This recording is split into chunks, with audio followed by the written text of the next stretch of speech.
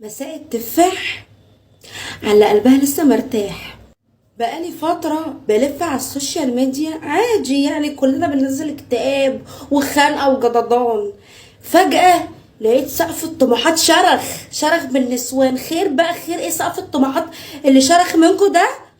ايه قصة بقى؟ عايزة اجيب فستان ب60,000 جنيه وعايزه اعمل في القاعه دي. معلش يا القاعه دي، ما اقول لك سيبني، مش مقدرني طلقني، لا مش عايزاك. ايه ياما، ايه ياما، انتي مالك؟ رحتي مننا فين؟ ايه كميه السوشيال ميديا دي؟ صور مش عارفه اختي فساتين بكام وقاعات بكام وافراح بكام. بنت احنا بنقسط طقمة السرير يا بنت، مش عارفين نجهز نفسينا. اختي انت بتتكلمي في ايه؟ طب انت مثلا عدي على مول زهران شوفي طقمة الجيفان بكام، انا نفسي تشوفي. طب طقمة السرير بكام؟ اختي السيراميك بكام؟ انت بتتكلمي في ايه؟ لا اصل انا عايزه اطلع زي القمر. انت كده بصي هتعدي على القمر بس وانت طالعه لجهنم عشان الشنط اللي تشمتيه للرجاله. اللي بتقولوا ده يا عيال، انت اللي حصل لكم؟ احنا كنا قاعدين اختي بنشوفوا مثلا فستان يتقيف كده نجيبه كده، مش بنقلل من نفسينا بس الميزانيه في الضنك. لا بس انا مش اقل من حد، يعني انا لو ما اتعمليش كده ايه يعني؟ هي احسن مني في ايه؟ بنت انت كنت بتتعاركي في مولد النبوي على ان هو استرخص وجاب ملبن والبتاع البيضة. قلت له انت ما جبتليش ليه علف؟ انت كنت بتتعاركي اختي على علبة الحلاوة، عايزاها علف بدل ما اختي ما تكون ملبن وكده. مرة واحدة بتقولي اصل في ايه يا عيال؟ انتوا رحتوا مني فين؟ انتوا هربتوا ليه كده ليه؟ لسه كنتش بتتكلمي في الجمعيه وان احنا مش عارفين الشقه تاخدي تكون تمليك ولا تكون مثلا ايجار قديم. فجاه بقيتي عايزه تسكني في كومباوند.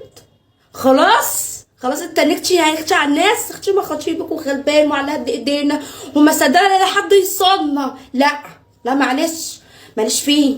انا اختي عايزه ابقى كده اللهم بارك. ما احنا اللهم بارك برضو. ما انت لو فضلت اختي سقف طموحك طارح لفوق مش هيبقى فيها اللهم بارك خالص.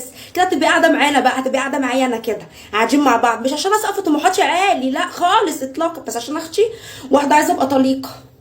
يعني قاعة ايه ربع مليون اللي عايزه تعملي فيها؟ فستان ايه اللي عايزه تجيبيه مثلا من عند استاذ الي صعب؟ ولا بتتكلمي في ايه انت؟ يعني انا عايزه اعرف ايه ده؟ انت في بلوزه هتموتي عليها عامله 150 جنيه وبنطلون هتموتي عليه عامل 200 جنيه، وانت كل اللي تحتسي عليه 50 جنيه.